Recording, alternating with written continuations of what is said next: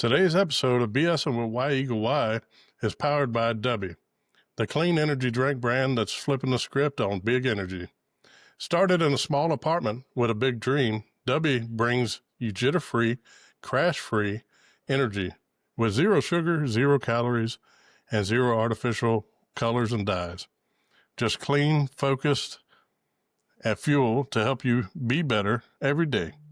With over 15 epic custom-made flavors and thousands of fans backing them, W isn't just another energy drink. It's a movement. Ready to give it a shot? We've got you. You just check the episode description for an exclusive 10% off discount, just for our listeners. Fuel up with W, and let's get BSing. Tonight we have a special guest. We got Dakotah Faye, hailing from Minot, North Dakota. He's a seasoned musician, storyteller, whose work captures raw emotions, undeniable authenticity. He's collaborated and shared the stage with renowned artists such as Bone Thugs and Harmony, Machine Gun Kelly, and Ritz. So tonight we have Dakotah Faye. Well, thank you very much. I appreciate the awesome intro. It's a pleasure to be here. Yeah, same here, man. I'm glad you come on the show. I really enjoyed your most recent song. A lot of people, I'm sure, has heard that one, Dirt Road. Yes. I don't know. I've been doing hip hop for many, many years. So, I don't know if it's boredom or me being naive, but I wanted to try something new. And I'm a big fan of all genres of music. I always have been. And I've always wanted to kind of put my hat in the ring as far as maybe a little bit more pop, country kind of sound. So I hope I did well. It seems like it's getting a good reception. So I'm very, very lucky. Very lucky. Oh, yeah, man. I enjoyed it. I've listened to your other songs. They're on my playlist. Yeah. So, every time I'm going to work, I got one of your tunes popping in there. Well, I appreciate that very much.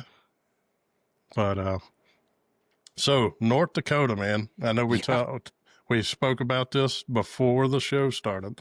Oh, yeah. And, I've never been there before, but I'm pretty sure it's better than West Texas. No offense to our West Texaners. You actually have some grass there and no humidity. Yeah, indeed. As long as you're here for the good 3 months of summer, maybe 2.5 if we're lucky. Other than that, it is brutally cold. So, get some warm clothes, snow tires, and get ready to shovel a lot of driveway.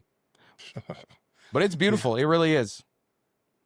Yeah, I've heard from them guys that go work pipeline and stuff. Oh yeah, that it's like you can only work 15 minutes at a time, and then you have to go back in. Yeah, your hands are freezing, shaking, all types of stuff. We get a lot of people from all over the country that come up here to work, so it's kind of weird because growing up, you meet so many different kinds of different people, different cultures, different ethnicities, because everybody's up here working. So it's a little bit of a melting pot, which you wouldn't really expect anywhere where I live. In central North Dakota, close to western North Dakota. The eastern side, that's Fargo and Grand Forks. A lot of college kids, NDSU, UND for my hockey, college football and college hockey fans. Nice. So, disease. Heated driveways are cool. Yeah. Yeah. I need one of those ASAP because I am sick of using my, I've finally got a snowblower, so that has changed my life. You don't have to break your back. Oh, boy. Yeah. It's not fun. It really isn't. Make good money doing it in the winter, though. Clean driveways and then mow lawns in the summer. It's like perfect for a kid. Yeah. Make a little extra cash. For sure. Can't complain about that. So, let's see. What was the local music scene like when you first started out? As far as hip hop goes, it was pretty barren. I mean, I was really young when I started. So I started making music when I was 14 years old. When I was still in high school, I was in middle school, actually. I might have been younger than that. But, I had no idea that local musicians existed. It was kind of just the rappers that I saw on MTV or BET, you know, it was just those guys. So I never really went out and looked for it. I You kind of hear about some bands, you know, like that. Up here it's a lot of country bands, country artists, cover bands especially are the ones that are getting a lot of plays and stuff like that. But as far as rappers went, you just kind of had those older kids that you knew rapped as well. Nobody really put out music, you know. Granted, this was back late 2000s, so people were putting music on MySpace. That was kind of the first place I ever put music MySpace. on. Yeah, way back in the day. And Yeah. Primitive, you know, putting stuff on YouTube too, but you kind of became like a high school legend when you'd put on, you know, pass out CDs or anything like that. But I didn't really do shows until 2013 when after I graduated. I was like 18, 19 years old. Finally started doing shows and finally realized there were tons of other artists in the state that really did music and stuff. So there was guys like Charlie Mizza and Kip G, Tony the Butcher. There were some older guys that when I first started doing shows kind of gave me guidance and you know, opportunities to just play stages and do shows.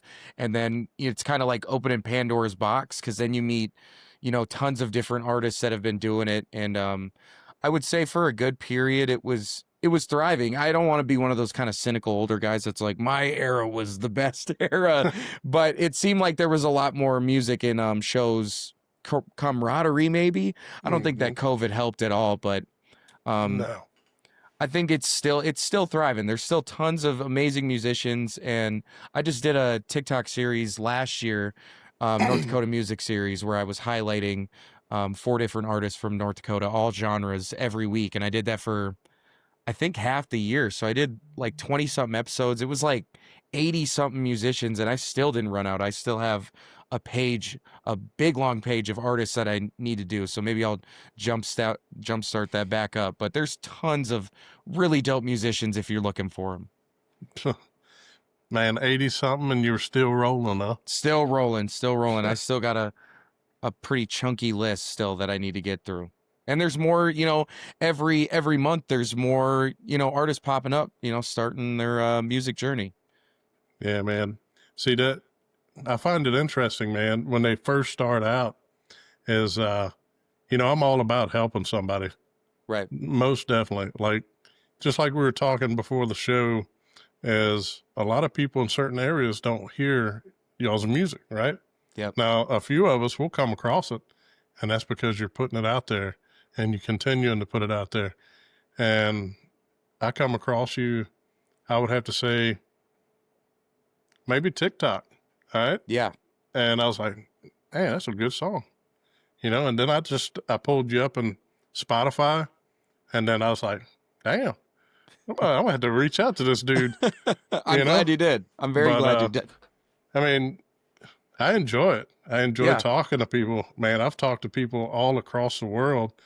And recently, I don't want to, you know, take any time from you, but recently, like looking back, if you go through your YouTube information, like I'm reaching people in Australia now, Australia, Africa, Yep. England. I was like, dang, I'm over there. Overseas. Yeah. So I mean, I mean, it's interesting. I love it. Yeah, you So never know like how far you can reach unless you do it, you know? Putting your stuff out there can be scary. I know for a lot of people, whether it's music, whether it's your podcast, your art, whatever it is, you know, I think just be delusional, put it out, be consistent, and you never know. Yeah, like you said. See, I remember getting the first plays from different countries and being like, "Well, I must be doing something right." You know, no better motivation than something, you know, seeing stats like that. yeah, yeah, it's definitely interesting when you reach that far. You know. Yeah, for sure. It gives you a reason to keep going. Yeah, yeah, and I believe consistency to anyone Yeah, is important. for sure. Whether you're music, art, you know, podcaster, you know, stay consistent. I Yeah, mean, do not get discouraged of how many people listen to you or how many views you get. Just keep it up, you know, and eventually it'll take off. for And sure. always improve something. I always believe, always that next video improve something, Yep. and continue moving forward. It's a great mindset to have with the room for improvement because you never become complacent.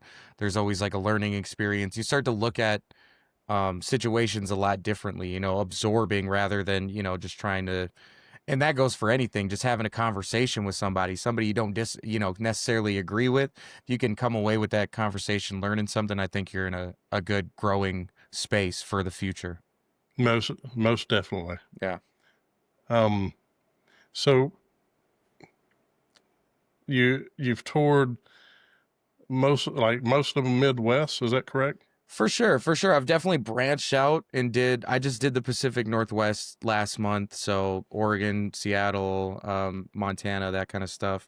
And I've done a lot of one-off shows where I've went to Arizona, New Mexico, and Texas and all these different places. But for the most part, just based on where I'm at and how easy it is to kind of route my tours and stuff. Because I still work a regular 9 to 5 too to kind of support all of this stuff going on. So you got to Yeah. work within the confines of your own life. And what works best for me is I'll book maybe 5 or 6 weekends in a row, and I'll go out for 2 dates, then come back for a week, work, go back out, and I'm just really focusing on my market just because it's the easiest to get to and kind of, make financially work. But I'm always down to travel.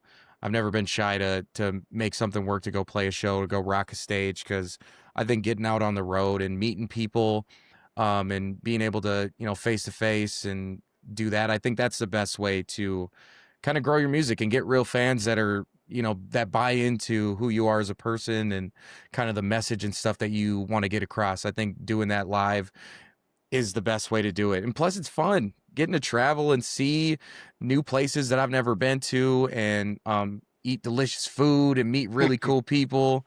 That's the best part of the gig. So I really do live on the road. I think this year I'll be on 60 shows for the year, which is, I mean, more than one a week. So I've always kind of lived on that philosophy that I'll probably die in a car somewhere.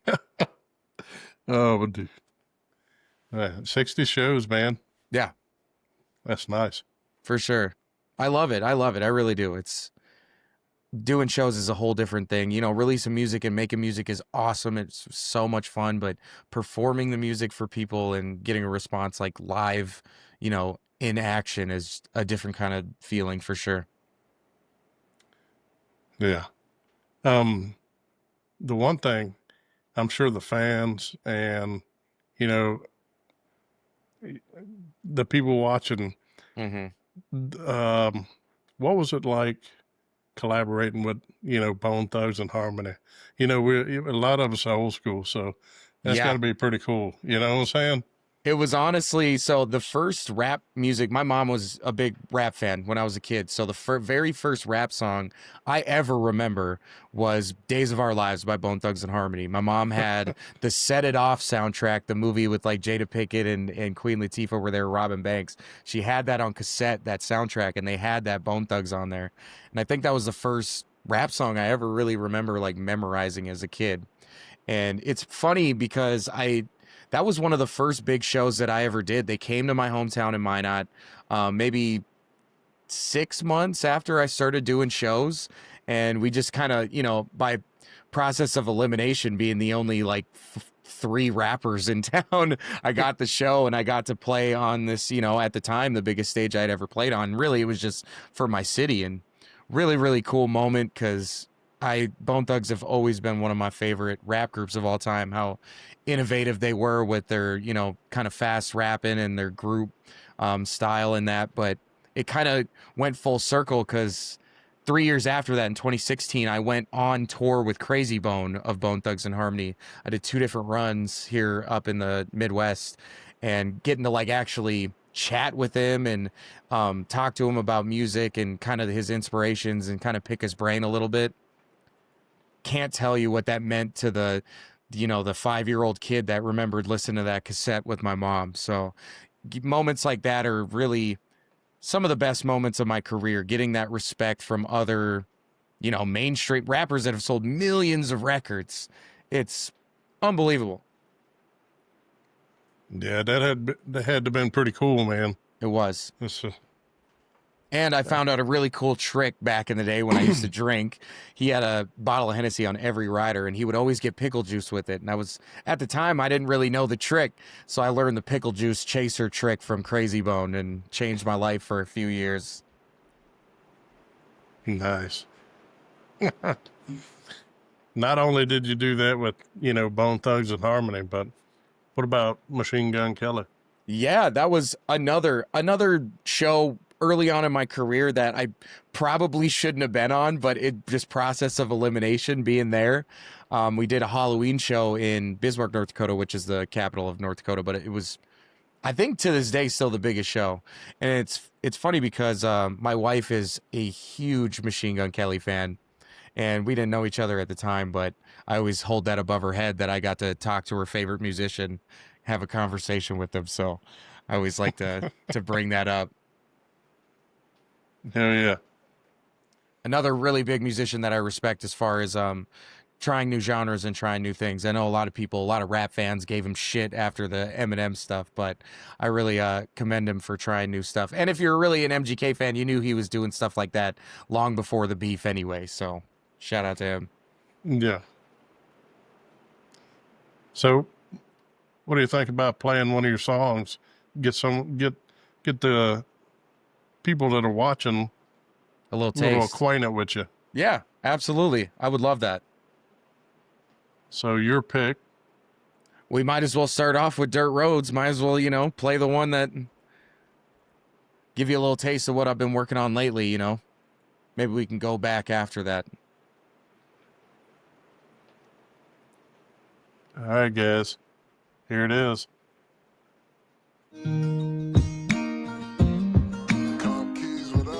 Y'all can hear that? Mm-hmm. All right. Dirt roads, sun rays, trying to do right for the wrong things. Made a wrong turn down a one way. I'ma treat myself right one day. Maybe down the road, when my life becomes my own, and my life becomes too dull. You'll know, hey, hey. I've been wishing myself away, trying to find a better way, trying to learn from my mistakes. I'ma take the time to say, about time fell in love with a real one. Now it feels so good when I feel some. Loving myself just feels right. Now tell me what it feels when it feel right. Dirt roads, sun rays, trying to do right for the wrong things. Made a wrong turn down a one way.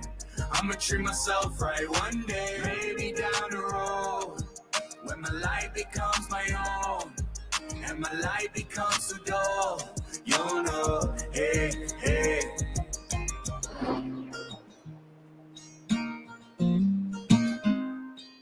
I deserve myself, I'ma learn myself. Even if nobody wanna let me out. The fruits of wealth are the roots of self. So even when you're down, you better tell yourself, about time fell in love with a real one. Now it feels so good when I feel some. Loving myself just feels right. Now tell me what it feels when it feel right. Dirt roads, sun rays, trying to do right for the wrong things. Made a wrong turn down a one way. I'ma treat myself right one day. Maybe down the road, when my life becomes my own, and my life becomes too dull. You'll know, hey, hey.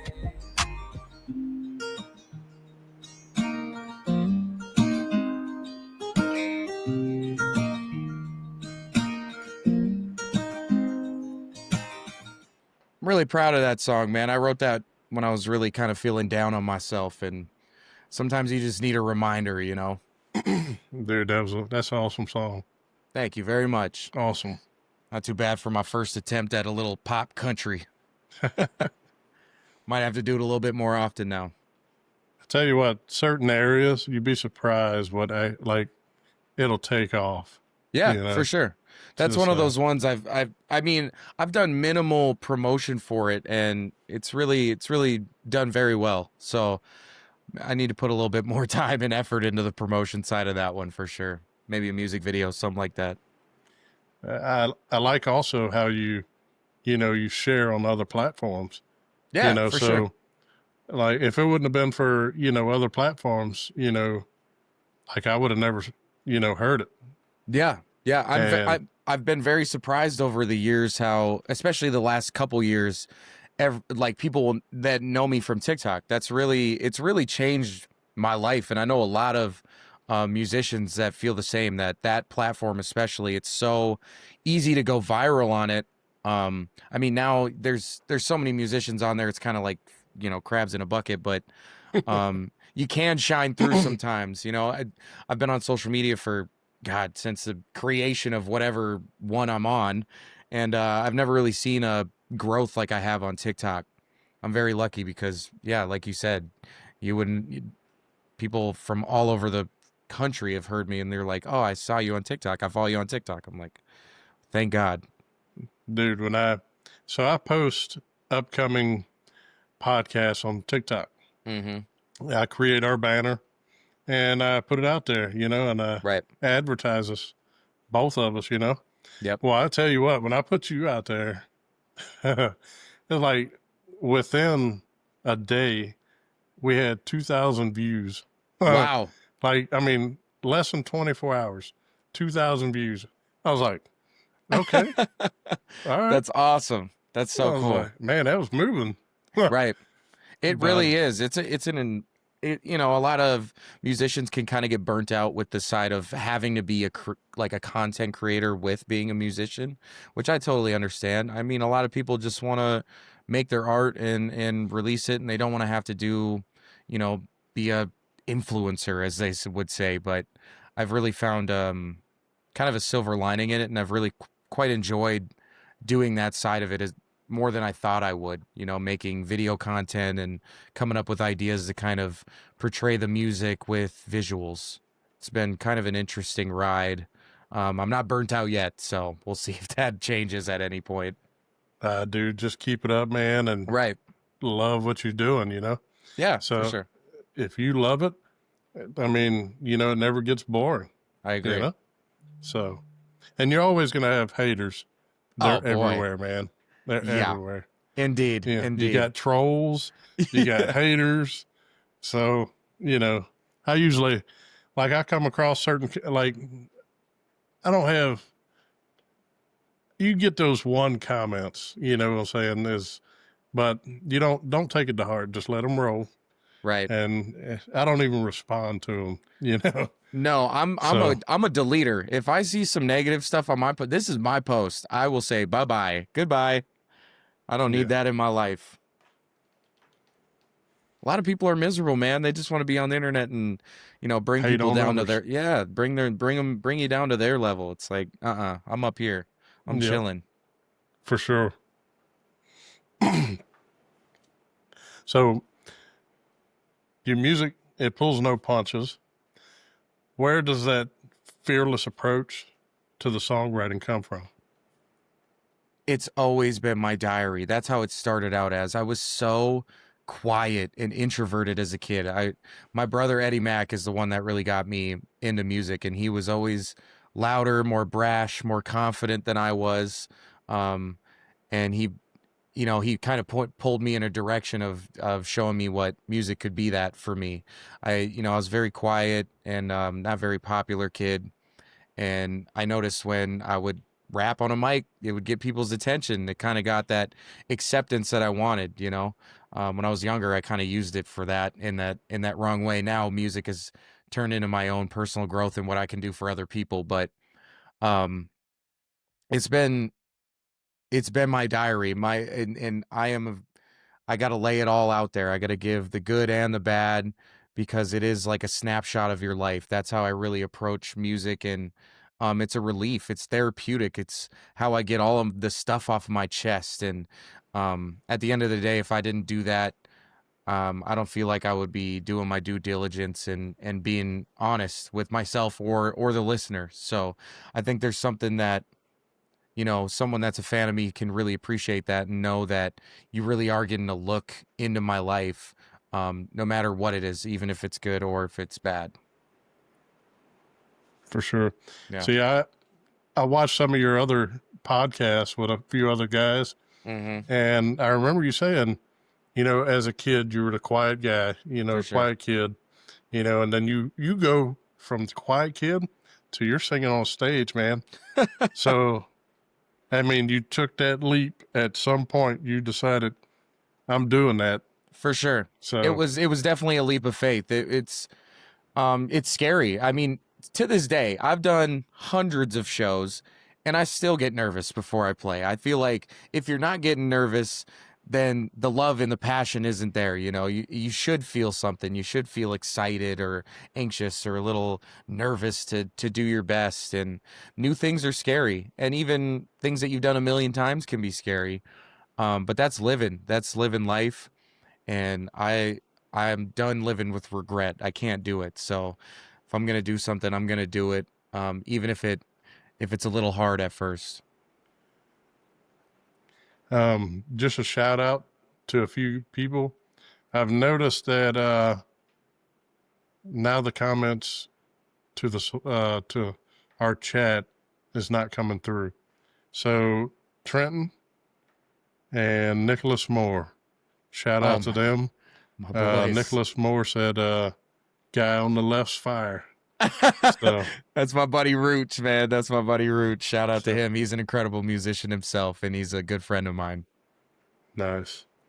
And shout out Trenton too. He's always been a big supporter of mine. So really appreciate those guys coming through and saying what up.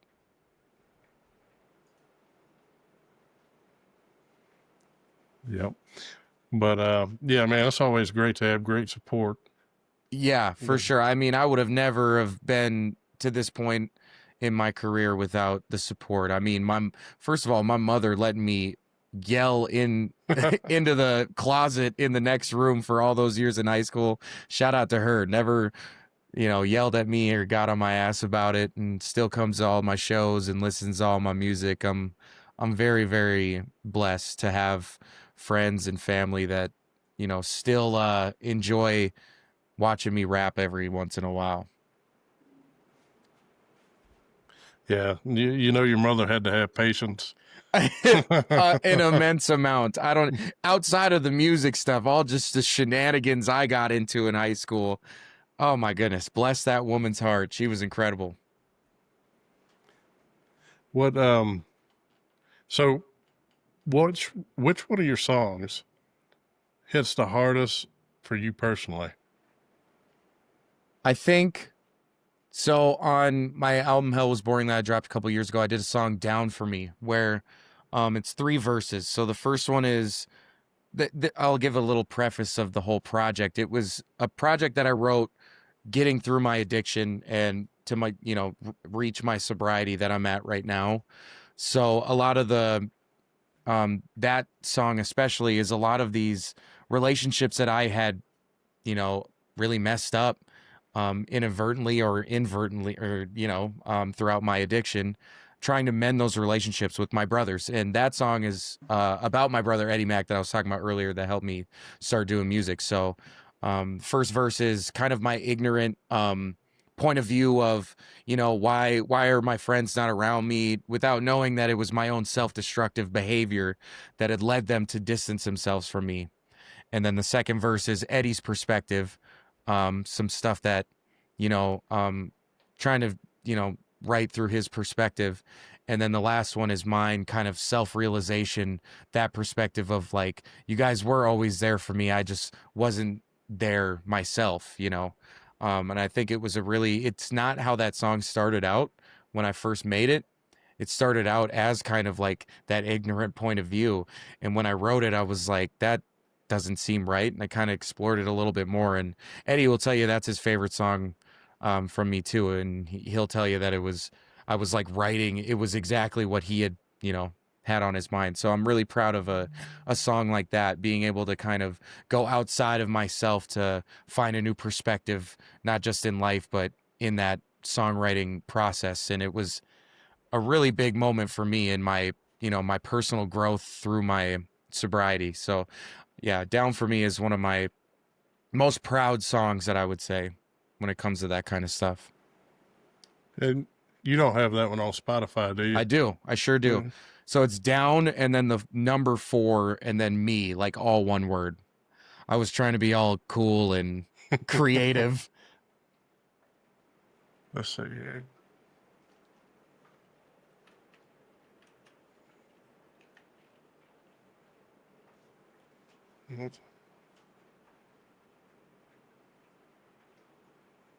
Should be under your, Dakotah Faye, right? Yep, it's under the album Hell Was Boring, if that Gotcha. makes it a little bit easier to find. Album. It is yeah, it's one of those songs that like it was almost tough to record. I don't say I get like choked up recording ever, because when I'm writing it, I'm kind of going through that process as I'm writing it. So by the time I record it, I'm kind of already, exhausted that emotion. But this one was one of those ones where it hit. All right. Want to play it? I would love that. All right, man. Y'all get ready.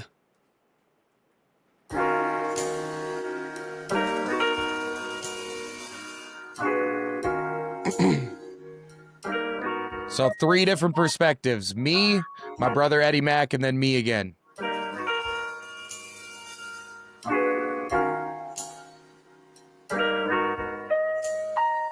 Like, were you really down for me?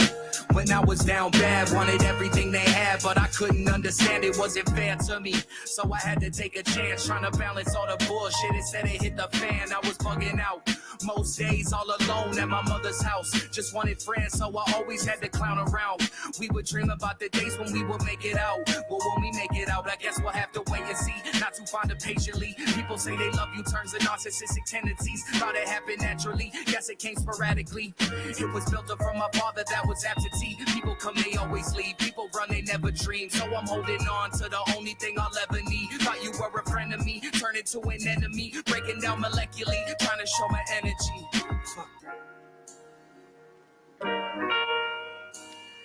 Well, you got your fans in the comments now. Yes, sir. Kyle Hendricks, a Start a boy. Riot. Got Faith Lee, Dakotah, you're the GOAT. Love your poetry. Like, were you really down for me? When my mother passed away, she raised your ass too, and you didn't say a thing. It was hell for me. All you thought about was fame. You was trying to make a name instead of trying to share the pain. You was bugging out, trying to raise these fucking kids in my mother's house. We were friends and we always used to clown around. We would dream about the days when we would make it out. Well, when we make it out, I guess it wasn't meant to be. You always said eventually. Tried to trust your judgment and your narcissistic tendencies. Friendship happened naturally, lost our way sporadically. We bonded over fathers that were absentee. People come, they always leave. People run, it always seems. So I'm holding on to the 2 things I'll ever need. Thought you were a friend of me, turned into an enemy. Breaking down molecularly, trying to share my energy. Fuck.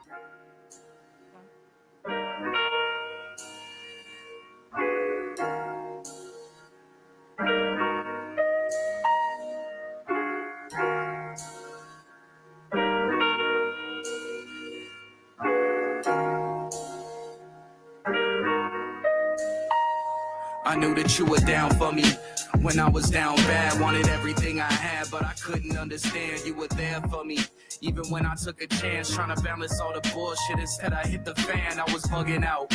All the music that we made at our mother's house. You would try and pick me up when I was down and out. We still speak about those days when we made it out. What if we made it out? The things we thought we never need turn into our misery. Drug addict rap with these narcissistic tendencies. Guess it happened naturally, come around sporadically. Talk about my dad, but I'm the absentee. Seems to me I always leave, always run into my dreams. Holding on to these things that I didn't need. You'll always be a friend of me, I turn into my enemy. Breaking down molecularly, trying to share my energy.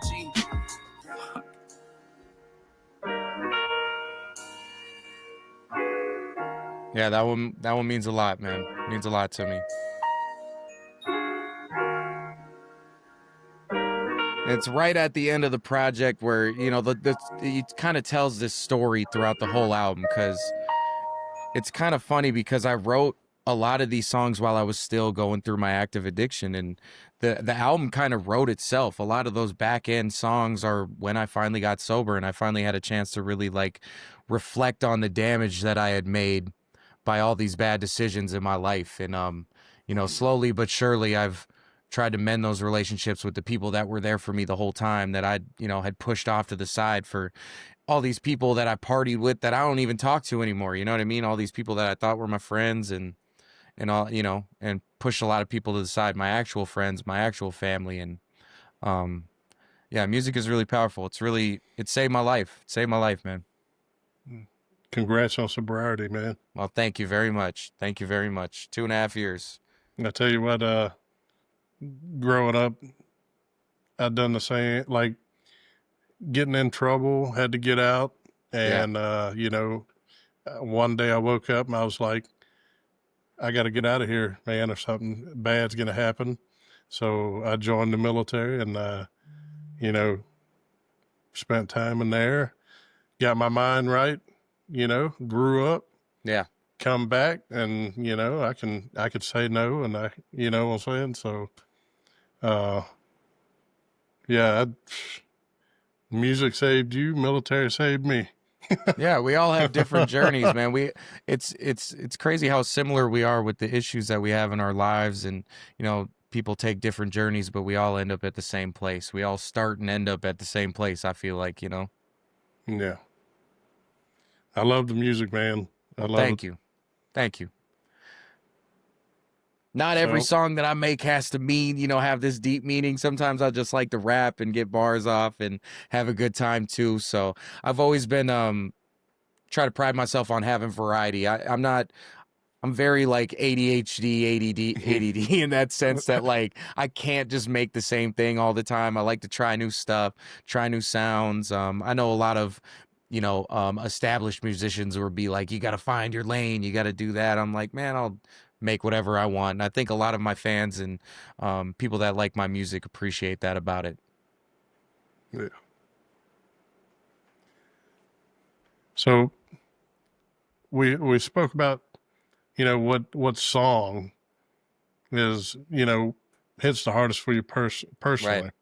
So what's your favorite bar or line you've ever written? Would it be in that song, or is it another Oh song? man, my favorite bar I've ever written. Oh my God, dude. I've written so many goddamn songs. So many bar. I'm trying to think of like a singular bar that I really, really love. Oh my goodness. I just Oh, threw the wrench in there. dude, that's such a great question because I would love to actually go back and be like, okay, what is my favorite bar that I've ever written? Oh my goodness. I had a really good bar about the like Patriots deflate gate one time. That was I like flipped it. I forget how it went, but it was like, oh my God, dude, that was one of my favorite bars. Now I'm like, I gotta remember all these bars. Wait. It's okay, so it's only when you ball is when they seem to come around. When your moment gets deflated, they'll bill a check you out of town. That's one of my favorite bars. There we go. I remembered that one. I'm a big sports guy, so I always like to throw in random sports stuff too. No Cal Hendricks, Yeah. wet floor sign. Cal is an incredible musician in his own right. Big Green. I just on his last project too. He's an incredible artist. So thank you, Cal. I appreciate that. My brother popped in here too. Song is fire from earlier. Well, thank you very much. I appreciate that. Travis Larson. Love Dakota's music, bro. It's going places for sure. Hey, I'm trying to go somewhere warmer. That's where I'm trying to go. Warmer during the winter, huh? Yes, yeah, And- yeah. I need a snowbird is what they call us in Arizona. It's like the old people that go and spend the winters in Arizona. Yeah. I'm trying to be a snowbird.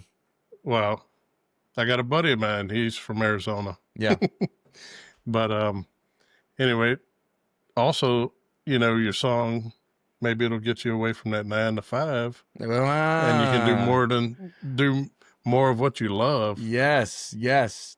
Dang right. I'm hoping. I'm on a good trajectory. I'm at, I spent many years driving many miles for no money, losing money.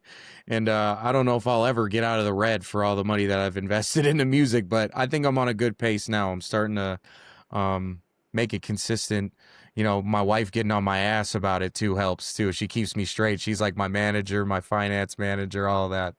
So she's helping me get what I'm worth. I'm starting to, feel like I can as for, booking fees and feature fees and all that, not really feel, I used to feel bad about it. I'm very like a big empath, and I blame my mother for that. God, she is one of the most caring, kind-hearted people in the world. And sometimes I'll, I want to look after other artists too. So if somebody hits me up for a song and they ain't got no money or nothing like that, I'm like, just send it through.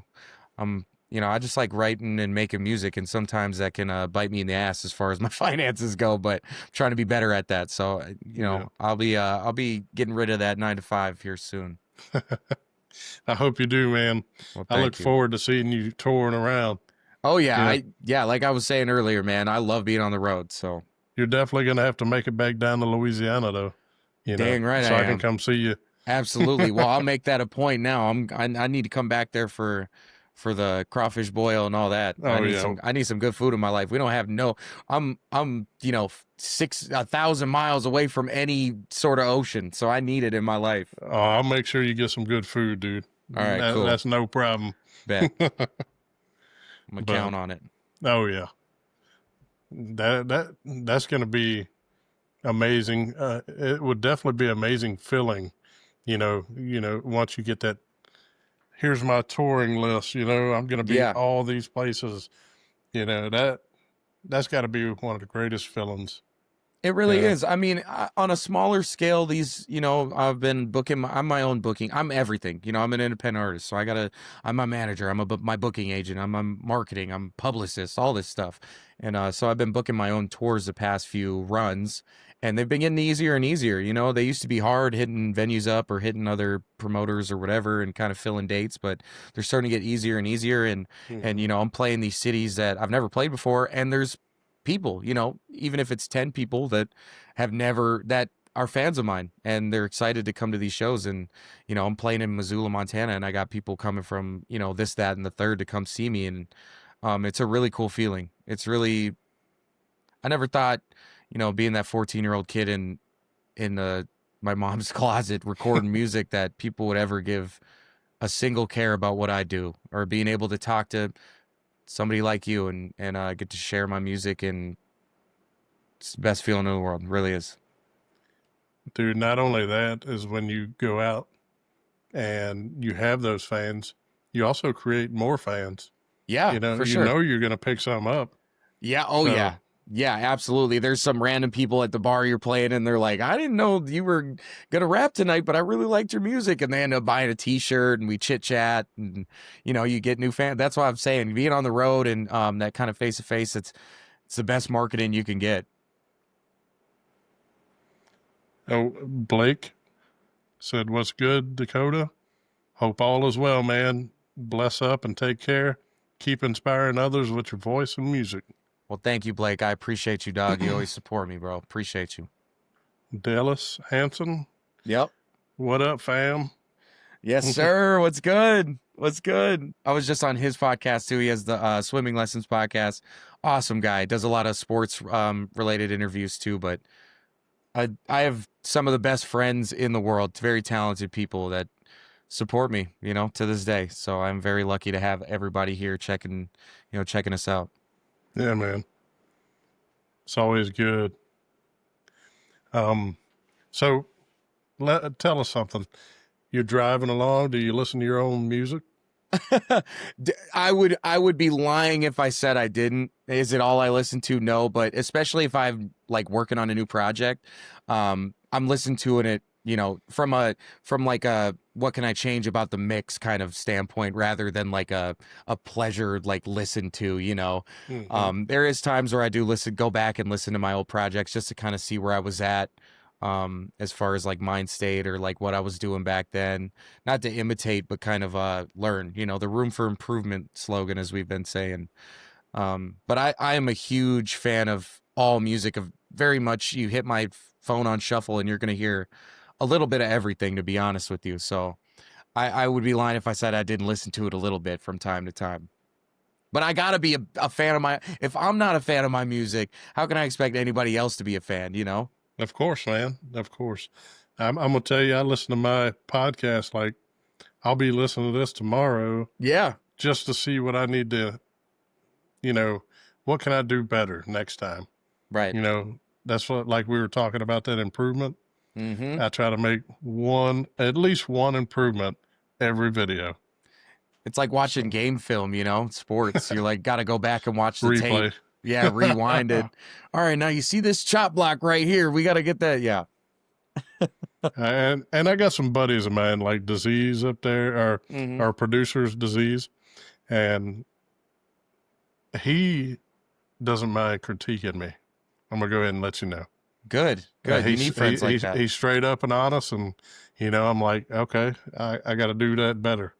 You know. Yeah. So, and everybody needs something like that. You know. For they sure. They don't need them trolls, but they need somebody to corrective criticism. Yeah. You know.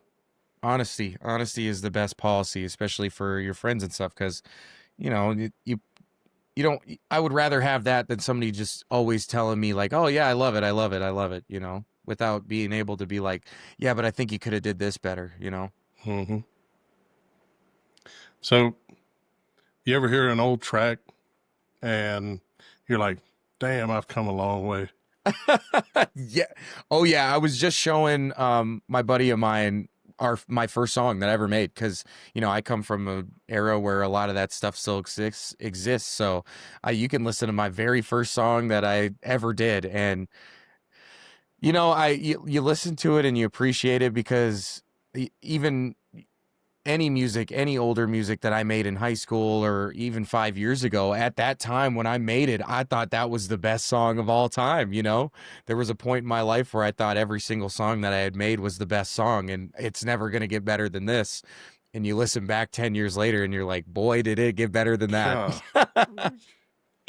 But it's nice to kind of reflect and, you know, look back on those fun times, because those are some of the most fun times. I listened to an old song that I made 10, 15 years ago, and I could almost, you know, smell the room that I was in. I can feel like exactly what we were doing that day, or like, and those are my favorite memories, you know, hanging out with my friends and making music that we thought was going to make us millions of dollars. It's definitely educating, man, because Yeah. I can tell you, like I scroll and I'll see my very first podcast, and I'm like,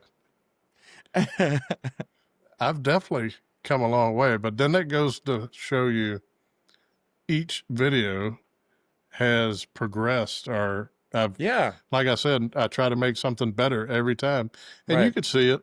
You can see it, and you know, I don't want to get full of myself, but No, go ahead. I just can, just like you, man. Just, you know, you continue, you listen to your stuff, you critique it. Yeah. Your friends will critique it, and then you're like, oh, I didn't even notice that. Mm-hmm. But yes, I'm gonna work on that next time. You know, I love it. I love it. It's great to be able to kind of have that, like the picture of the evolution where it starts out at the little guy and turns into the big guy. That's what it is, you know, doing, you know, being able to kind of look back along your journey and kind of see how much you've really progressed. Cause you know, some days when you're I'm sure, as you know, like you're like, I'm not getting anywhere. I'm not, you know, but you look back along your journey and you're like, holy crap, I'm so much farther than I was, you know. You don't even, you know, sometimes appreciate those inches, you know. Sometimes you want these milestones, without appreciating all the inches that got you from point A to point B. Yeah, for sure. And you know, you learn as you go too, man. You Big learn time. what not to do. You learn what not to say. Yeah. Oh yeah. But you know, it's always interesting. And Yeah. the one thing I love talking to people, Yeah. and meeting new people, man. And especially artists like yourself. You know, I like to, I want to hear the story as you progress from coming up. And the, the one thing that in the past artists that I've interviewed, you all have in common, you haven't quit. You continue to put out music. You know what I'm saying? Like, I'm pretty sure. So, shout out to Zach Riffle. He told me one time. He said, "Man, I had a hard drive full of music, and I was kind of, I didn't want to put it out, but then he made that leap and he started putting it out, and then that one song caught people, and then he just started, you know, putting out music, and you leave that comfort zone, and man, you don't realize something that you don't like, other people love, so, and I shout out to all upcoming musicians, man. Don't be scared to put out your music. You're not gonna make everyone happy, so. Sometimes we're our own worst enemy, the only thing that's stopping us from getting somewhere is usually ourselves. So if you can overcome that, you can do anything that you set your mind to. And it's the most cliche saying out there, but it is damn true. It is very damn true. Yeah. So is there a beat that you passed on that you regret? Like you probably should have played that, or you should have done that? Yeah, for sure. It's funny because I didn't know that I would ever be in the position where I would like turn down beats before, but there's been a couple times where I've turned down a beat from a producer, like in a pack. Some producers will send you like a pack of like 10 beats, and you're like, oh, I like this one. It's very like in the moment. You don't really get a chance to like digest it. You're just like kind of skipping through them, and you're like, oh, I like this one. And then, like 6 months later, you hear a different artist on that beat, and you're like, oh wow, maybe I should have kept that one. But it's really interesting to see like one musician's take on a beat, especially in the rap genre, because for the most part we're just getting production that's made, already done, and then you hear a different artist's perspective on it, and you're like, it's like two different songs. It's really cool to see how different people process and write music and kind of get to that end product, because for me, that's my favorite part, is kind of, I would call my style chameleon style, because I don't make beats myself. I've been lucky enough to work with incredible producers over the past 15 years, but I always like to take their idea and kind of mold around it and kind of get inspiration from them. So yeah, Nice. There's a lot of damn beats that I wish I didn't pass up on. No. Yeah, there's always one thing that we always end up regretting, man. For sure. There are a few things. Yeah. Oh yeah. Things. Indeed. Now I don't want to go back in time, but I do want to ask you one thing about, what advice would you give to other artists who were trying to stay focused while fighting their own battles? Like say sobriety, or what's one thing? I know everyone's different. Everyone has that one. We're not all the same when it comes to certain, addictions.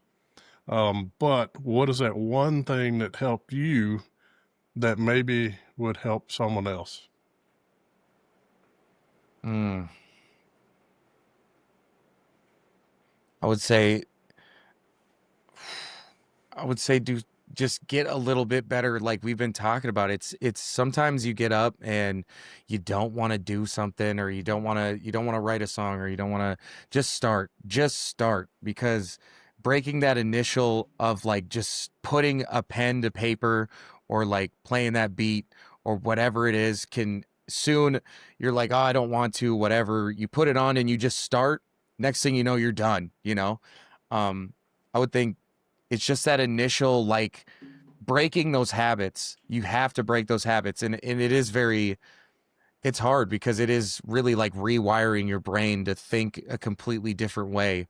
And that goes with like addiction or writer's block, or whatever the case is. It's, you got to break those habits. And sometimes you really got to change the environment that you're in, whether it's physical environment, like, you know, the people that you're hanging out with or the places that you're going, or it's your mental, you know, and breaking those habits of like, you know, just the way that you go your day-to-day business and how you handle different situations. So I think it's just that initial, getting over that initial hump. It's like, you know, you think that this mountain's really big and you get over the little first hump and then it's smooth sailing from there. And you wouldn't see that grass is greener on the other side if you didn't start. So just start. Just do a little bit, even if it's small, because like we were talking about earlier, those little inches, those turn into miles. Don't think that you have to make these leaps and bounds, you know, every little thing that you do. Sometimes it is just, you know, maybe you write 1 or 2 lines for a song or whatever. Then the next day, it happens to me a lot where I'll just like, I can't sleep. Like suddenly an idea that I had no idea how I was going to finish. Boom, it hits you like a ton of bricks and you're like, oh my God. And everything makes sense. So just take those little steps. Don't be afraid to appreciate the inches. Sound words, man. Sound words. I definitely agree with what you said about your environment. So your surroundings, if you're fighting with addiction, I believe that if you're in that same surrounding that you were having an addiction with, I agree. Change your surroundings, you know? It's not easy. It's not easy, but it is necessary. It really is. Yeah. That's like if I would have never left for the military, you know, I could have been dead or I could have been in prison. You know what I'm saying? You know, you never know where that road would have led you. No. You know, I love the fact that I decided to get out, you know, and a lot of people didn't know why. Like my family were like, man, you're joining the military, but I never would tell them, you know, never would tell them why I'm getting out of here. You know what I'm saying? Right. So, it was just that time. It was my time to leave, get up and go. So, and I don't regret it, man. No, you got to make decisions for your own life. So many people will try to keep you trapped with them, especially where I'm from. It's, you know, a very small town like that. You see a lot of people never leave, never get out. And it's not necessarily like you have to get out of the town, but you got to get out of the mindset of the town, you know? Yeah. So going back to collaboration, Riz. So you collaborated with Riz? Oh yeah. Ritz, like the cracker. Okay. Ritz. He's I did a few shows with him actually too. Really cool dude. An artist again that I've listened to for probably 10 years. And then I got a chance to be on the same song with him. Our artist from North Dakota, MIC, had a track and he featured both of us on it. And it was a really cool moment. Like kind of one of those moments where, you know, working with an artist that, again, I grew up, you know, listening to on a playlist and then being able to talk with him in person and, you know, follow each other on social media. It's really just those lethargic moments of like, those are the moments where you're like, okay, I'm on the right path. I'm doing the right thing. Cause hip hop, especially, it's all about respect, you know, for your craft and your originality, and getting, you know, props from an artist that you respect highly means the world. It really does. So another really cool moment of my career, getting to work with an artist with prestige like Ritz has, you know, being, you know, had been signed to Strange Music with Tech Nine and, you know, done songs with Yellow Wolf and projects with all these incredible artists. So just to feel like I'm even close to the same level as a guy like that, it's a big ego boost for sure. Yeah, that has to be cool. Yeah, absolutely. For sure. Yeah, that, man, Bone Thugs, Machine Gun Kelly, and Ritz. Yeah, the list keeps getting longer, man. I've been very lucky. Pretty soon, dude, you'll be right next to Jelly Roll. I know, that's what I'm saying. He's coming up here for the North Dakota State Fair again, and I'm really hopefully I get to see him this time. I missed him last time, so Hey, I'm a really big advocate for what he does. He came, so he played 2 years ago at the North Dakota State Fair, but he's all about going and being a part of the community of the places that he plays at. So he went to the Boys and Girls Ranch, which is a place for like disadvantaged youth here, and went and talked to those people. And he's a big inspiration. I really appreciate the just what he does with his platform and how he uses his voice and for the betterment of other people. He's a really good dude. yeah, man. Hey, dude, maybe try to open for him. I know. I've been trying. I've been really laying the seeds here, so we'll see. I'll be watching. I'll be looking for you. Well, thank you very That'll much. be cool as hell, man. Yeah. Oh yeah. Oh yeah. And then, the great thing about that though is that so many people watch you, and Yeah. then you get to open. So many people around the world know you now. Oh, for sure. Those are Yeah. really big moments of like getting put into, in front of so many people that have never, otherwise probably never listened to you. Well, I wouldn't. Just like we were talking earlier, Mhm. demographics, your Yeah. music. Like, say, I don't know what it is, man. Algorithms. Yeah. Because you say you're Midwest, right? Yeah. Your music would stay there, right? Mhm. With the occasional outside. All right. Right. Good thing for TikTok though. Yeah. You have Shout reached out. a lot of people. Yeah. So, yeah. Yeah, man, it's crazy how the algorithms go. It And really is. you could be playing music 10 years and somebody finally I would say Florida, because I'm sure they heard of you in Florida. I'd say West Virginia, and we're Right. going. They'll be like, "What? Who is this?" And then they listen to your music, and then, now it's sitting there, people sharing your music over there, Yep. Yep. But you never know how the algorithms are going to play out. And No. sometimes it's not in our favor, but Certainly not. Posted a lot of videos where you're like, why is this? I worked so hard on this to get 100 views. Like, what is going on? And then some stupid one that I made gets 10,000 and you're like, okay, I'm not even going to pretend like I know what the hell is going on. yeah, like what the hell did I do to that one? Then, Yeah. But you just post every day. Just be consistent. That's the biggest thing with social media, with anything, just being consistent. You never know Dude. which one is going to be the one. Dude, I wish YouTube was like when we were doing, not MySpace, Yeah. back when YouTube was about that same era. Yeah. Dude, we could post anything and it'd be like, poof, Yep. blew up.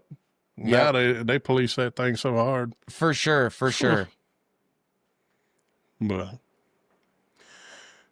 so, do you prefer to work solo, or do you enjoy the collaboration? I love collaborating. I'm not big on collaborating in person because I've always, this room that I'm in, this is my studio. This is where I record. And like I said, when I started, when I was 13, 14, same thing, in my room, recording by myself, very introverted person. It's not that I don't like recording with people, from time to time it can get done, but I just feel like my best, when I can just be free in here on my own time, I feel like I make my best stuff. So collaborating is cool with other artists when they're on that. And nowadays, just with how, equipment is and everything, a lot of people are the same as me. They record at their houses. So it's really easy to kind of send stuff back and forth, that way. I've worked with a lot of artists that I've never actually met in person. So that's really cool to be able to kind of have that ability to do that. But yeah, I'm a hermit, so I would like to stay in my hole and, put music out that way. But I love to make music with other people. Good thing for technology, man. Indeed. Like, we wouldn't be able to do what we're doing right now. Yeah, for sure. Which is pretty cool because oh, dude, insane. you could talk to anybody in the world. Yeah. Yeah. So Really, really great news for us, homebodies. Very excellent. Technology has really allowed me to be the true couch potato that I truly was born to be. Well, not only that. So you work a full-time job. Yeah. Oh, yeah. So it's kind of hard to get out there, sometimes. Indeed. Yeah. So, And I'm not, I work 8 hours a day, and then, I got to balance my, my friendships, my marriage, all of this stuff, and still make music. I'm not trying to go do stuff. I'm trying to, chill out and relax. And so technology has definitely allowed me to make things happen, because, yeah, it was a lot more hard back in the day when you actually had to go places and go do stuff like that. So good and bad. oh, here you Need a song about couch potato? Yeah. go. I'll get on that right after this. I'm writing that. I got you. Bro. Definitely doing that. So, being named 2024 Best Performer by My Not Daily, Yeah. what did that moment mean to you? Again, really awesome. Really awesome to be recognized by my city. I was just featured on the news here last month as well. Just I've getting seen that that. love, getting that recognition from a place that I hold so dear, because, I people, I might talk trash about it from time to time, but I'm the only one allowed to talk trash about my hometown. It's my beautiful place, and I always hold it to a high regard. It's where I grew up. It's where I learned how to ride a bike. It's where I, fell in love. It's where I got my heart broken. It's the first places that I ever played shows, and I hold it really dear. So to finally get that recognition and kind of feel like I'm a good part of our community. For a long time, I felt like I was just kind of like that rapper guy that, people were like, "Oh, Dakota's still rapping," But finally getting that kind of recognition from my city is not something that I needed, but something that I wanted, and I'm glad that I could be recognized like that. It means a lot to the 14-year-old kid that just wanted to be accepted. You got a shout out, Robert Dwayne Upton? My dog. What up? What up, Robert? Appreciate you popping in. Means a lot. So, what's next for Dakotah Faye? New music? I know you Yeah. said you had 60 shows Oh coming yeah. up. Oh yeah. Uh, So it's just a never ending grind, and a grind that I'm well equipped for. I've been doing it for, over a decade now, and it's keeps me going. I got a thing that I can put my energy to, and be passionate about and get a response back from. So why would I quit now? So I'm constantly working on music. I've already dropped 2 albums this year. I'm already almost done with the third. I'm working on a collab project with an artist from my hometown, Hui, who I really respect. He's an incredibly talented. He's 8 years younger than me. These incredibly talented artists just keep getting younger and younger, and I'm like, feel like I'm gonna get phased out here soon. So I'm really appreciated to be collaborate with artists that are kind of keeping my creative juices flowing. And then shows for the rest of the summer. I'm planning out. I'm already booking my tour for the fall, so it's just I'm working. New music, new shows. You ain't heard the last of me yet. I promise you that. so, what's your most southern tour going to be? Well, Trying to see how far I got to travel. I gotta go to Louisiana, but I did book, so I'll be in St. Louis St. and Louis. Kansas City. Yeah, so not too Too far. bad. I Not know. too I need bad. I need to get to Atlanta and Florida and Louisiana and all that. So, hopefully I'll be there soon. I know I am gonna try to get to South by Southwest next year in Austin. So I know that's a little bit closer. So hopefully I can make my way down to Austin, Texas. Nice. Yeah, man. It's when you get out there and you make them southern states. No, Missouri's not too bad for me, but Right. you get a little closer though. I'll be all. You'll see me. Yes. Bet. Yeah. And definitely not going to book it in the summer, because I'm Oh, not dealing with that humidity. Killer over here, man. Killer. I'll do it in the winter months. I can escape my, frozen wasteland and come down to a little bit cooler weather. Yeah. So, um, what does success look like to you now versus 5 years ago? it would have been, 5 years ago, it would have been, numbers. It would have been how many streams am I getting, or how many people are at my shows. And nowadays it's how many people's, how many people's lives can I impact in a positive way, and finding that purpose within not just myself, through my sobriety, but my music. That's really given me a new perspective on what success is. Because if there's even one person that, has, of a lot of people that have told me that their music has helped me or helped them get through a hard time, that's success. That's like, you can never quit.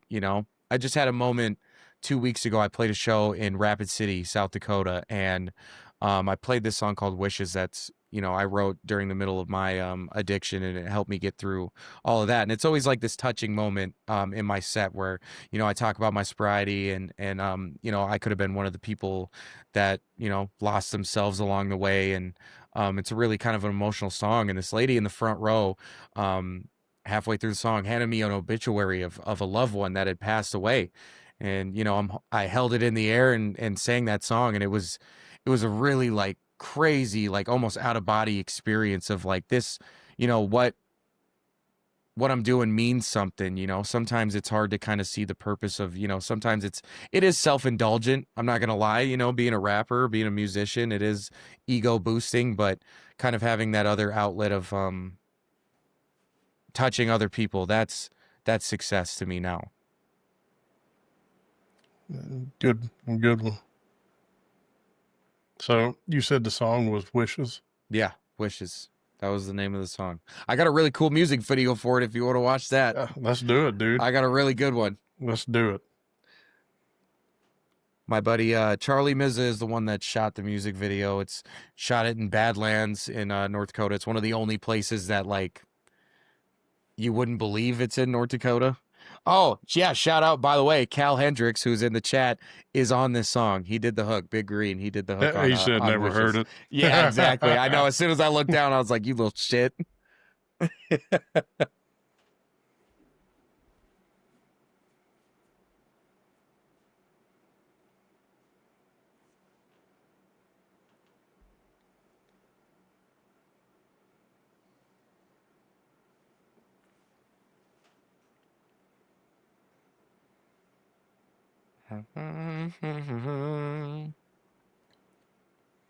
Diseases comments.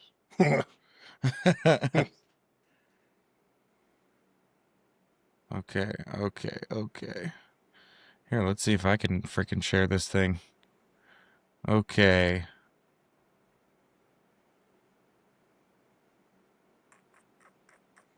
If you do share window, just make sure to check the audio.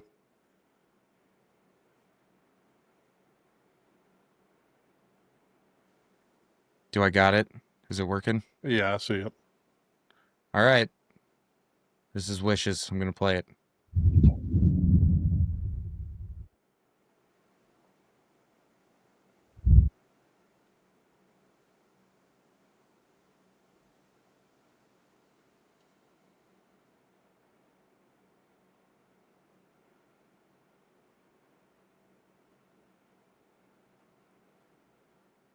Shout out Charlie Mizza with the beautiful music video. This is one of my favorite music videos.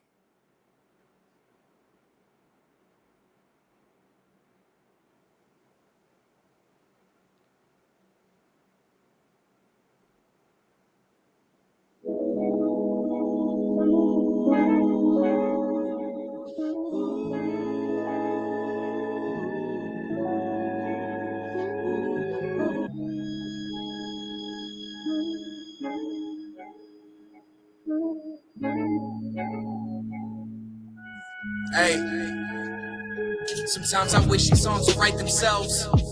Wish this weight would weigh on someone else. Wish these drugs were better for my health.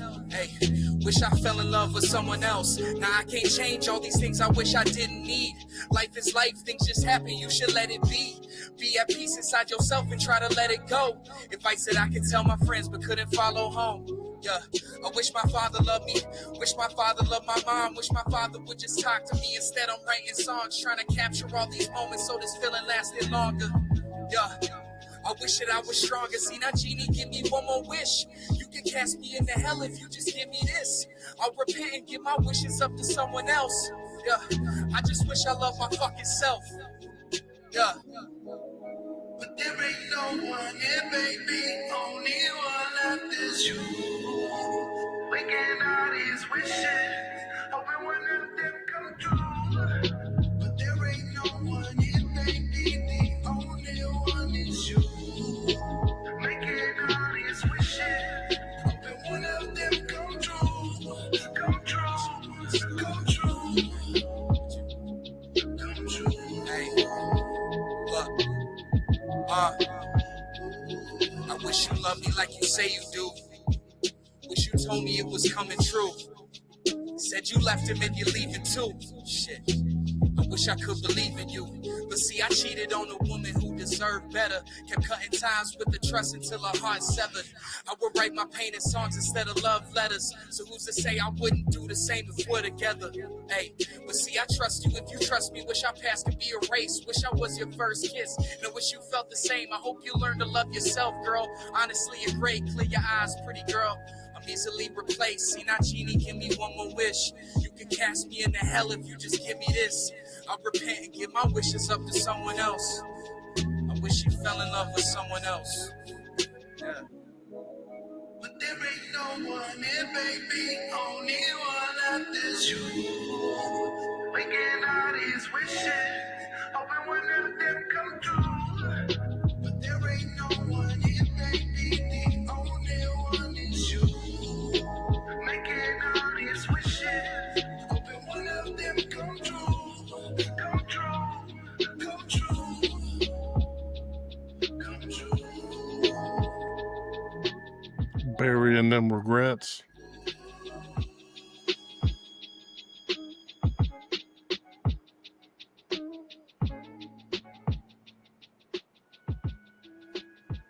That's one of my favorite music videos right there. Dude, the scenery was beautiful. Yeah, Is that you wouldn't North think- Dakota? That's what I'm saying. That's like the one spot in North Dakota where you wouldn't believe that it's North Dakota. But yeah, that's the Badlands. It's beautiful, beautiful area in North Dakota. Hey, I want to go live there. Yeah, you are going to be in for a rude awakening if you come here expecting that. But Yeah, that's about nice. it's about as hilly as we get. So you used a drone to capture the footage? Yeah, Charlie. He did drone for a lot of those shots, and then he did some handheld stuff. But that was really cool. We shot that in just a couple hours. I wore all black for some reason because I don't know if I was just trying to go for like this Grim Reaper kind of look. It was hot as shit that day. It was one of those very odd like 100-degree days, sweating my ass off, but it was a great time. He really helped me, put in the visually of, kind of burying those regrets and moving on from a lot of those things that hold you back, keep you up at night. Yeah, man, that video, man, that's I haven't seen that video. It was good. It's a hidden no, gem I'm right not there. saying this just to say it. No, Actually, thank you. I enjoy the music, and Thank you. that video, it was good. Thank you very much. He did an incredible job. That's definitely one of my high quality production music videos. Dude, I simply I love just finding new music. You know what I'm saying? Because you hear it, so the songs that you put out, you can tell, Right? You lived it, and then you're hearing it, and you're letting other people hear it. So, I feel like it's easier to get attached to those kind of artists that you can feel like are really like speaking to you or are very believable because it is the truth, Yeah, it's definitely tough. The music industry's tough. Yeah, for sure. So a lot of people, the ones that come from the heart and live it, it spreads like wildfire. Yep. Now, on top of that, what's something about the music industry you wish more people knew? It's not as glamour, it's a lot of driving in a car and sleeping in shitty hotels and eating gas station food. That's like what it is. That's the reality. And it is a passion project for the most part. There's some bands out there that make decent money and musicians that make decent money, but for the most part, like you're not, it may take many, many years for you to get to a point where you can actually live comfortably doing music. It's a lot of sacrifice. You miss a lot of birthdays, a lot of get-togethers, a lot of things like that because you're on the road and you're trying to, get your music out there and get your message out there. So it's not as glamorous as, what social media would lead you to believe. We only put, for the most part, musicians put their best moments on social media, but you don't really see a lot of the other Struggle. stuff that it takes. Yeah. It's not saying that it's all bad, because it's not, it's just it's a lot of sacrifice. A lot of sacrifice for your free time, for all of that stuff. So it is it's a tough gig, and I feel that anybody that takes on this career choice it is a little bit delusional in the best way possible. So, for those of our listeners and viewers, you ever go to a concert, support your artists. Mhm. You see Dakotah Faye, go buy a T-shirt, go Yeah. help them, support them. They do a lot of traveling, as you hear. They help support them. If you love their music.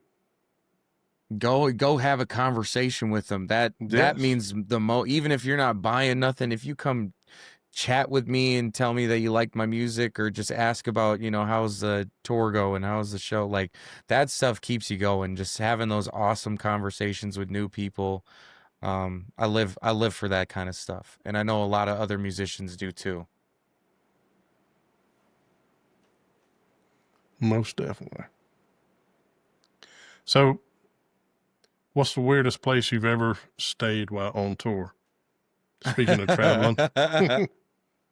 I was on tour probably. I know it as soon as you said it, I knew exactly what it was, because will never forget it. But I was on tour one time, and this is back in my drinking days. So it was after a show. I drank a little bit, and we went and stayed with a mutual friend of like all of our. We was a group of us, a bunch of different artists. We were all on tour together, packing into a car. But we stayed with a mutual friend of all of ours that didn't necessarily live in the kind of the most hygienic place.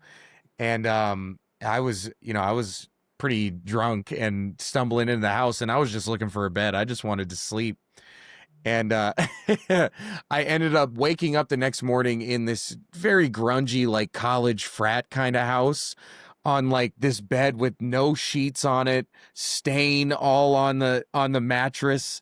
And like it was like one of those slow, like you kind of like you wake up and you look around and you're like, oh my God, realizing what random mess you had just slept in. And I don't think I've ever scrubbed my body harder during a shower than after that night. It's a good thing you didn't have a black light, huh? Yeah, exactly. Oh my goodness, I couldn't even imagine. But there's plenty of those kind of stories where I played like a festival in Montana like 10 years ago, and it was just out in the hills. And I ended up sleeping on like this couch that was just out there, and I ended up getting scabies from it. So for the next like 2 weeks, 3 weeks, I had to like rub lotion on my body and like quarantine myself. I had to throw my mattress away. Oh my God, just for the love of music, So I've definitely stayed in some questionable places, questionable hotels, this, that, and the third, everywhere you can think of.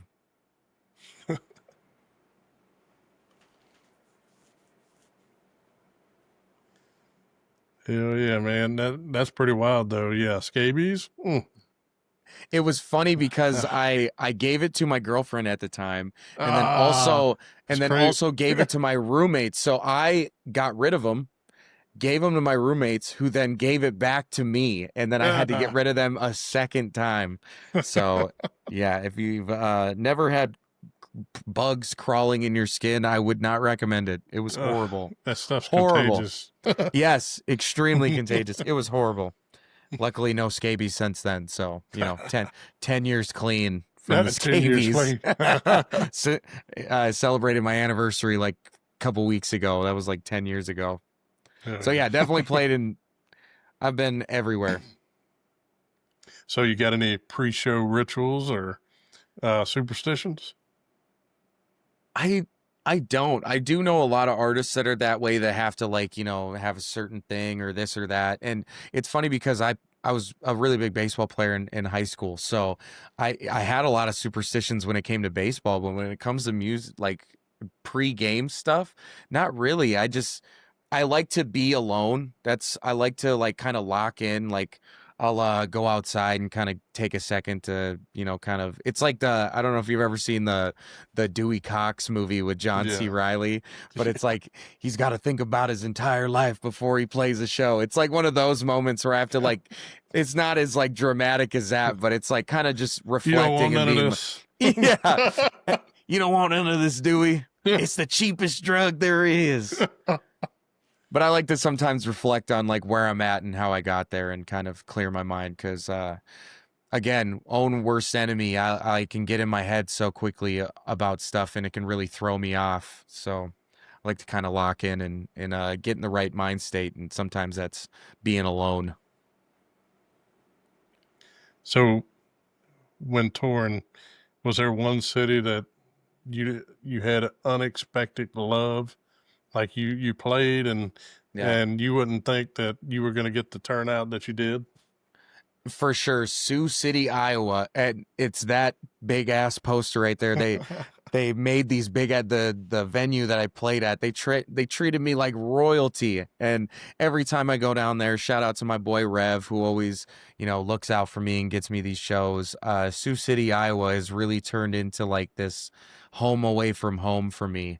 And it's funny because Omaha, Nebraska, right next to Sioux City, Iowa, those two places, it really feels like a home away from home. I really feel the love there, and love playing those two cities, and never thought I would. Shout out to Exclusive 47. Yes, sir.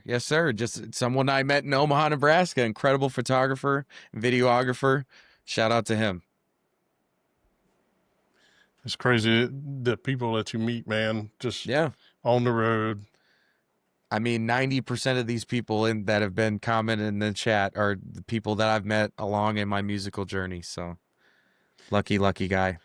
I did get a message, well, not on here, but from my phone. Remember I told you that you was going to have at least one wants you to freestyle. he was unable to make it on. Well, see, it didn't. Now I don't have to. I'm good. I escaped. Yeah, we'll have to make that next time I come on. We'll make it a thing, and I'll do some sort of like a, radio freestyle. We'll do something cool. Put on some beats or something like that. Hell yeah, man. So, do fans ever say something wild to you, like after the show? I mean, what's the craziest thing, after the show they come up and say? There's people mean well, but they don't realize it's like almost like a backhanded compliment. Like, oh, you're a really good rapper. Really good rapper for being from North Dakota or something like that.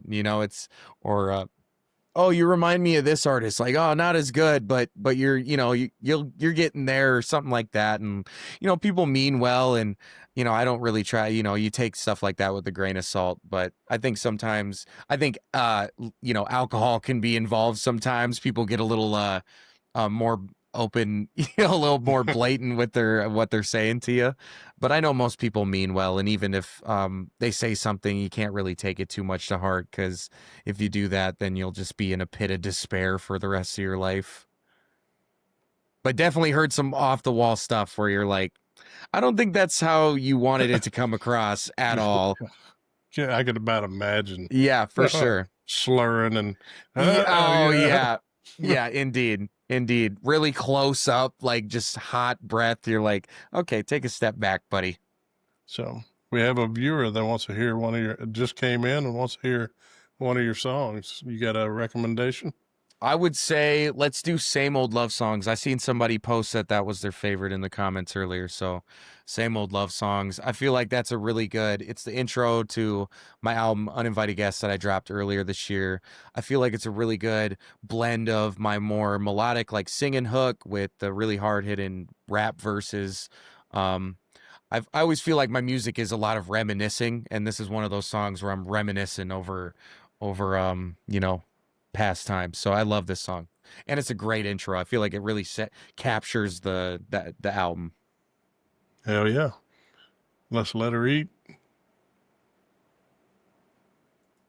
Falling fast, don't leave me like I said so. I've been high this week, but I've been damn low. Pick me off my feet just like a Dow Zone. Cried enough to sleep, now my friends gone. So damn sick of the same old love song. So damn sick of the same old trust songs. I came back to change, I've been so wrong. I've been stuck in my ways, so can we bring it on back, back, back, back, back, back. Bring it on back, back, back, back, back, back. Bring it on back, back, back, back, back, back. Bring it on back, back, back, back, back, back. Bring it on.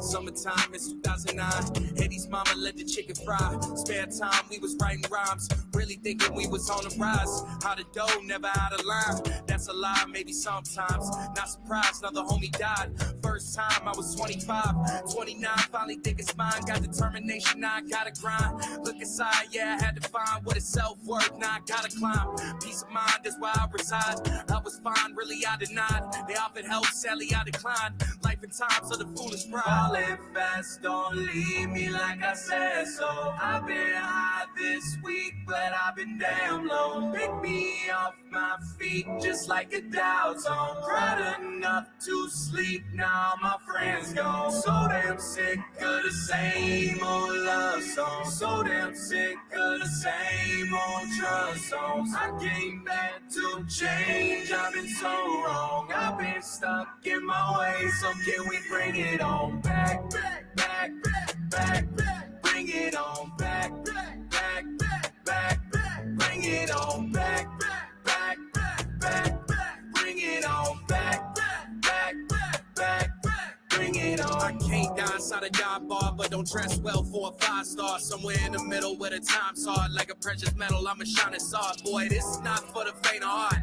That's on me from the very start. Let's get it clear for 100 years. Bet you couldn't stop me, call me Jonah Ark. Boy, I'm on now, couldn't calm down. I was lost once, look what I found. It was inside, I was outside, trying to design the whole fucking house. I was locked out, finally got out. Tore the roof off, burn the rest down. Can't rest now, best out. Gotta rewrite it now, it's fleshed out. Can't stop, man, I've been running like I couldn't walk. Man, I've been swimming like I couldn't fly. Seas I've been tripping, but I never drop. This is how it feels living on the top. Know how it feels slipping on the cot. Know how it feels running from the cops. Rewrote my story with a different vibe. Make no excuses, give me what you got. Falling fast, don't leave me like I said so. I've been high this week, but I've been damn low. Pick me off my feet just like a Dow Zone. Cried enough to sleep, now my friends gone. So damn sick of the same old love song. So damn sick of the same old trust songs. I came back to change, I've been so wrong. I've been stuck in my ways, so can we bring it on back, back, back, back, back, back. Bring it on back, back, back, back, back, back. Bring it on back, back, back, back, back, back. Bring it on back, back, back, back, back, back. Bring it on. That's the whole song. There's like a skit at the end, but that's one of my favorites for sure. Production by Ice Bath Beats, my homie from Washington. Incredible production. Yeah, one of my favorite tracks for sure. She's got a good beat, man. Yeah, oh dude, incredible, incredible. I've been working with him for the past few years and we just been making incredible stuff. Incredible stuff. So, ever had a show that you were like everything went wrong, you were running late, um, then you were like, man, I can't do nothing right, and then somehow turned out amazing. Indeed. There's so many shows like that where um yeah, like you said, you think everything's going wrong or like especially I've thrown a lot of shows. So I've, in North Dakota, when we were getting started, people weren't putting us on shows, so we threw our own. So there's that added pressure of, kind of orchestrating getting all these artists on these shows and making sure everybody's on time. And sometimes people, can't make it and you got to fill time and there's not a million people there right when doors open, so you feel like nobody's gonna come and you're like, man, I don't know, you're so much pressure on you to have a good show. And then at the end of the night you're like, wow, that was one of the best shows I've ever had. um Again, own worst enemy, get in our own heads, we're our own worst critics. Sometimes when you break through that initial wall of self-doubt, you can really let yourself open to having a great experience and a great time, because there's plenty of shows like that too where just because something didn't live up to your expectations, you didn't quite enjoy it as much, when it could have been the night of your life if you had just gotten out of your own way. Yeah, hell For yeah. sure. For sure. Yeah, that's I mean, I've had those several times running Yeah. late, like trying to put stuff together and ends up being an awesome night, man. You Yeah. know, and that's great that it turned around. You know, um, so North Dakota winters are Midwest summers. Which one's the worst to tour in? It's man, it's definitely winter, because I mean you can't tour if you can't even go anywhere, because there's crazy blizzards. And yeah, driving in the winters is crazy. It feels like the Midwest summers is everyone goes other places. You're vacationing to better places than the Midwest. So sometimes you have trouble, especially in my hometown. A lot of the college kids go away and all that. So I would still take that any day over trying to drive in a blizzard with 50-mile-an-hour winds. Take that any day. That is wild. I've had to cancel plenty of shows because of that. Plenty of them. That's why, like, I try to avoid booking anything in December or January, because it's just so, you never know. You never know. We are one of the most bipolar weather places of all time. We can have, it could snow and blizzard one day, and then it's a 50-degree difference. Like earlier this year, right at the end of our winter into our, want to call it spring, it's not very long, but there was a few times where it was like that, where it snowed and then it all melted and then it was 60 degrees, and then it goes back to snow, and you never know. You really can't trying to book or keep track of that kind of stuff up here. It's a guessing games sometimes. I could about imagine, man, just open my front door and a wall of snow. Right. It seriously can get like that. You can really open your door and it's drifted so much that you can't even go outside your door. Me being from Louisiana, I'd probably want to play in it for a little while, but it'd get old quick. For sure, for sure, for sure. It's fun, when you're a kid going sledding and doing all that. When you're an adult, it's just like a nuisance, I think. So, do you believe everything happens for a reason? I think so. I do think destiny is but I also think that you control your destiny in some aspects of your life. I truly do believe in the law of attraction, manifesting things. It might not always happen exactly how you want it. It's, life has a funny way of happening itself, but I feel like you can put yourself in the best position for these things to happen. And even if it doesn't, you should prepare yourself for the moment, because, you never know when it'll come, but if it's destiny, you'll be ready for it. You got to be able to seize that moment. for sure. I got one for you that's a little, it's a hard, well, being the artist that you are, Right. if music suddenly disappeared, what would be your next move? I love writing, so I love sports, so I'd always want to be like a beat reporter, writing for a journalist for whether it's sports or anything really. I think, just working for a newspaper and writing stories about other people and kind of learning and um that kind of stuff would definitely be what I wanted to do. I know that when I went to college right after high school, I didn't really know what I wanted to do. I knew I wanted to do music, but I didn't know what else I wanted to do. And I think journalism was something that really intrigued me because I already love writing and I love writing about other people and experiences and really cool stories, whether it's sports or not. So I think journalism would be something I'd go into that I think my skills would allow me to kind of transition into. That's interesting, man. Yeah. I mean, being that you write your own music, I mean, most definitely journalism, but yeah, that'd be pretty cool too, though. Yeah, I'm not very good at spell checking. My wife knows I'm notorious for not double checking like my posts on Facebook, and she'll like text me like, "Oh, you messed that word up." I'm like, "Damn it!" So I definitely would have to get better at that if I wanted to be writing in newspapers or magazines or whatever. Yeah, then well, that's when your manager steps in. Your Exactly. See, wife. she's got to do her job better. That's all I'm saying. This is on her. Well, man, I mean, we had an interesting night, I think so too. and I I look forward to seeing you come to Louisiana, or even if you come to the closer state to me, Yep. and I find out, I'm gonna try to make my way up there. Well, I'm gonna So, try to make the drive short as possible.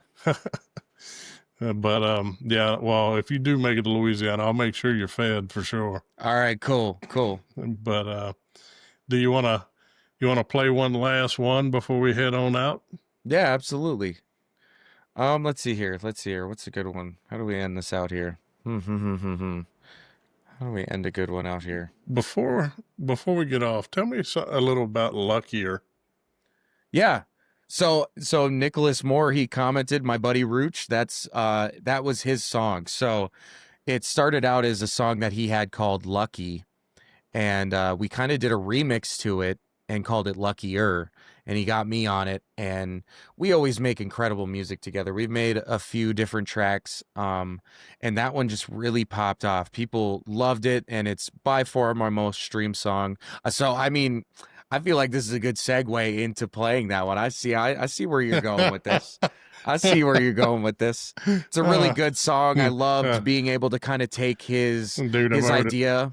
I've listened to this thing like 3 or 4 times. Like you're like, this is the one we're gonna listen to. Nah, I mean, if you want to play something else, no, that was a perfect alley oop. That was like D Wade to LeBron James. I'm coming down to boom, slam it down. So we might as well play Luckier. We might as well. All right. And hopefully this gets him to.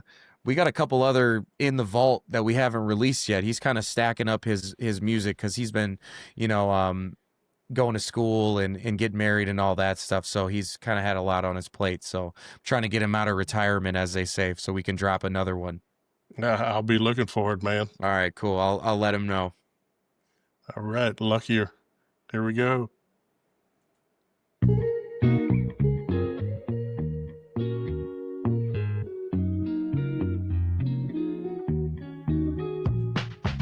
I flip the script and open up a letter full of love. I've been awfully honest, cause I want just gotta cough it up. Medicine is feminine, I'm aiming for your touch. Got me feeling, catch me leaning, throw the piece up for the cause. You the lottery, baby. I've been honorable lately. I've been on one cause I want you and it's driving me crazy. Pop the genie out the bottle just to talk to you lately. I'm the bag with the bat, how I'm calling you, baby. You my goldfish, you my shamrock. You my heads up, penny on the sidewalk. Walking it out, there's a burning love, no stopping it out. If the timer feels off, I'll be waiting it out. Cause I got time lately, want you all mine, baby. If I can't, don't want no one else.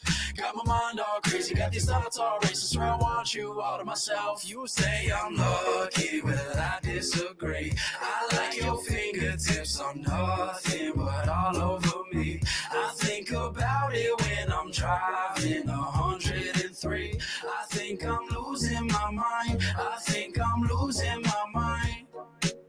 So when the night comes and I miss the sun, I grip my heart till all the peace fills into my lungs. I need a reason that I'm fine and I'm finally enough. I think I'm losing my mind. I think I'm losing my mind. You got me out here really questioning. Are we going insane, heading into one direction and trying to invest a bit? But you want less of this. It's hard to stay on top, lying to the left of it. Oh, what's left of it. We hardly know. We sprout some hope and then we try to grow. You live and learn, we live and burn. Ashes from the smoke. We rising up like a phoenix from this bitter cold. It's a disaster, but I'm always feeling lucky though. You say I'm lucky, well I disagree. I like your fingertips on nothing but all over me. I think about it when I'm driving 103. I think I'm losing my mind. I think I'm losing my mind. So when the night comes and I miss the sun, I grip my heart till all the peace fills into my lungs. I need a reason that I'm fine and I'm finally enough. I think I'm losing my mind. I think I'm losing my mind. So when the night comes, no sun. See when the right one won't come. We run in circles, no fun. Chasing a purpose with no love. You say I'm lucky, well I disagree. I like your fingertips on nothing but all over me. I think about it when I'm driving 103. I think I'm losing my mind. I think I'm losing my mind. So when the night comes and I miss the sun, I grip my heart till all the peace fills into my lungs. I need a reason that I'm fine and I'm finally enough. I think I'm losing my mind. I think I'm losing my mind. Such a good one. Heck yeah, man. That was awesome. I really appreciate him allowing me to put my own spin on one of his already great tracks. So shout out Rooch. Well, man, it was a great night, dude. Love the podcast, and you're more than welcome to come on anytime. Oh, I'll be back. Hey, if you just want to shoot the shit with the boys, you just hit me up anytime, man. You're not busy. Yes, we'll sir. get the boys together, and we could just, BS one night, I would love that. Love that. No big, we keep it casual, and for sure. We try not to, we got some that like to slip a little political stuff, but we try to keep it out of there because you know how that ends. Right. For sure. But yeah, man, I enjoyed it, and I appreciate you coming and accepting my invite, man. And I enjoy your music, and I look forward to all your future music. Well, thank you very much. It was a pleasure to get on here and be able to tell my story and chat with you and chop it up. And I will definitely take you up on that invite for sure. All right, man. Thank y'all viewers for watching and staying tuned to BSing with Y Eagle Y. And until next time, I'll see y'all later. All right, man.